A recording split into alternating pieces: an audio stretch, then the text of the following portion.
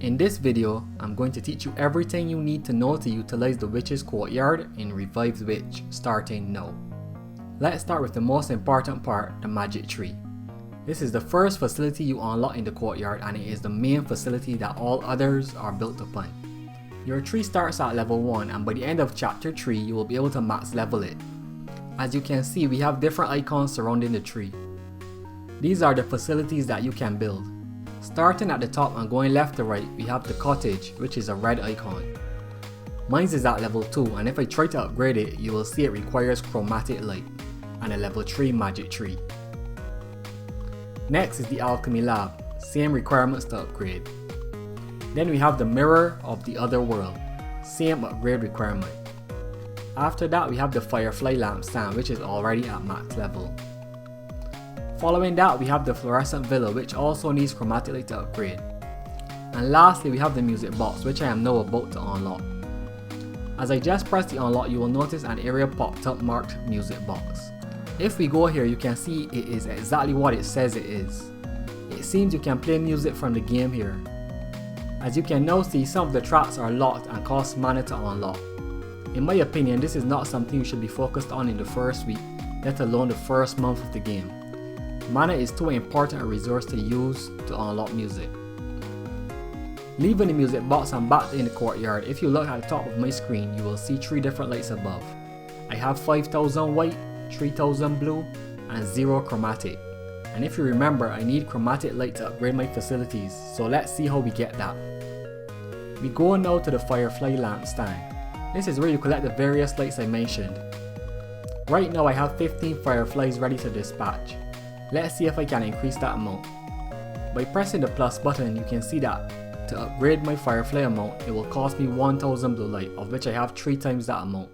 So I will go ahead and press level up, which now puts me at 30. Can I get more? Seems to get more I will need chromatic light, so let's get some.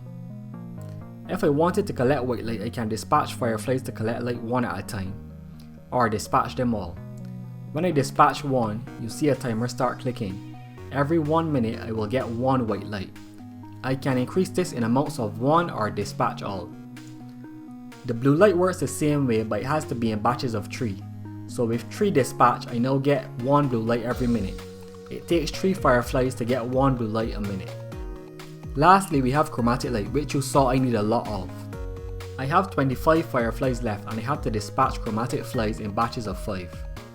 I'm going to hit dispatch all here as I need a lot of chromatic light at the moment to upgrade the rest of my facilities and to get more fireflies. So I now have 25 fireflies collecting chromatic light at a rate of 5 per minute. If I take back the fireflies from blue and white, I could do 6 a minute. But as I will still need the other forms of light, I will leave it like this and let them trickle in slowly. Once you get to a point where you are comfortable with the upgrades, you can dispatch your fireflies to suit your needs. Let's go back to the courtyard. I'm going to the Alchemy lab next so I can teach you how your dolls interact with the system. In the Alchemy lab, you convert materials just as if you lived in the world of Full Metal Alchemist. Let's go through an example. Pressing the plus sign in the middle brings up this menu. I can't do materials as yet as I would need my lab to be at level 3, but I can do quartz. Quartz, in case you don't know, are needed to ascend your characters. As you can see, I have 25 basic assassin quartz, and it costs 3 of these to make 2 basic destroyer quartz. So much for equivalent exchange. Don't make the same mistake I did and mix these up. The left side is what you are getting and the right side is what you are trading. So I want to change my assassin quartz into destroyer quartz, so I click that. Next I choose the amount I want. I want 10 destroyer quartz, so I would have to put in 5. Before I press alchemy, look at the left of the screen to the other plus button. If I press this, I can select one of my dolls. On the dolls you can see some symbols in the top right corner. This is the doll specialty. Some specialize in alchemy. Others specialize in the cottage, and the third specialty is for the Mirror of the Otherworld. For now, let's select one that is good at alchemy, which is my Bae Fae. I just noticed that the rarer the character, the better they are. So my Bae Fae only has a 6% increase in byproduct, since she is an R doll. But a Fallen, who is a UR doll, has a 10% chance. So I guess we will go with her instead. I press confirm to go back to the main alchemy screen. And now we are all set, so let's go. As you can see, I just got 10 basic destroyer quartz. You can also see in the top right of my screen that my alchemy level went up. In a nutshell, the more you do, the better you become. More importantly though, is under that you see my doll of Fallen is now exhausted. So I'm going to deselect her from the menu and now it is time to learn about the cottage. Jump into the cottage, you can see that I have a doll waltzing around in here. Let me remove her. In the top right of the screen you can see a comfort level of 120.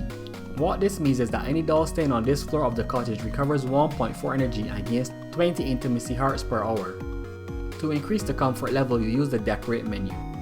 The furniture shop is where you get decorations, so I won't go into detail on those. Just note that with decorations you can go from what my floor 2 looks like with 0 comfort to what my floor 1 looks like with 120. And you can get even better, so go wild with decorations whenever you are ready. The most important thing about the cottage though is placing exhausted dolls to rest. So I'll press the doll occupancy and choose a Fallen who is poofed from doing alchemy work. All my other dolls are well rested, but I want to show you what the cottage specialty does. If I place someone with a cottage specialty on the floor, in this example I'll use the witch, you can see that she increases the recovery rate for all dolls in the cottage by 10%.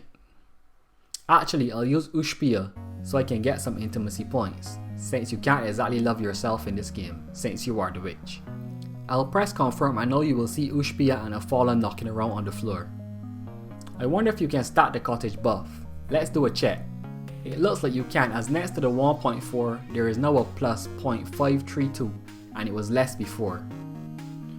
So that should roughly be a 40% increase in a Fallen's recovery rate. Let's now tackle the Mirror of the Otherworld, or dispatch missions as it is more commonly known as. This is where you can send dolls off to collect items on a timer. You can still use them in your party, so don't worry. As you can see, they are fixed drops and I guess random drops. You can refresh your current quest if it is not one you want, and you can do this up to 3 times an hour. I prefer to get mana, so let's reset this first quest and see if we can get mana in the fixed slot. Well, I wasn't able to get the one I was looking for, but no biggie. If we wanted, we can wait an hour and refresh again. Before I dispatch dolls though, here is the menu that shows you what drops you get depending on the mission. The mission you get is random as you can tell, but for now I mostly look for mana, or if I get lucky enough, I'll get soul. Anyways, you dispatch 3 dolls on a mission, and you will want to pick dolls that specialize in the Mirror of the Otherworld. So I'll place 3 here, go to the next and place another 3, and go to the last one and place another 3. As you can see, they have varying times. One finishes in 6 hours, another in 8, and the last in 10 hours. If you don't have enough dolls to dispatch, don't sweat it. And if you don't have enough dolls that specialize in the Mirror of the Otherworld, just send out any other doll. They will be less efficient, but something is better than having nothing, unless it is a disease or some awful thing like that. We are coming down to the end, so lastly let's look at the Fluorescent Villa. And this is where you can place dolls you are not using to train. That way they can still level up and save you some mana in the future. Truthfully, this is not a facility that interests me much, as I would rather level the dolls with mana to save myself some micromanaging. And I would also prefer to have the dolls available for dispatch while one group is resting. But for the sake of the video, let's put some dolls to train. As you can see, when selecting dolls you can also see which of them is busy and in which facility they are, so you won't be able to choose the ones already assigned to a job. Let's give Tama a little boost and let's do a few more just for soul. Oh yeah, you have to hit begin. It also costs different color lights to train dolls this way, so this is a facility I wouldn't suggest using at all in the early game, as the benefit is not that great. You may have also noticed that there are different timers for training as well, so always come back and check on your facilities, most importantly the mirror and the cottage. One last tip for making it to the end of the video. When you come to the courtyard, sometimes you will see light hovering around the areas. Press these to collect some free light. And that's it. I know it was long, but I hope you understand the courtyard a lot better now. More guides to come, so until next time, do something you enjoy. And Fae is big.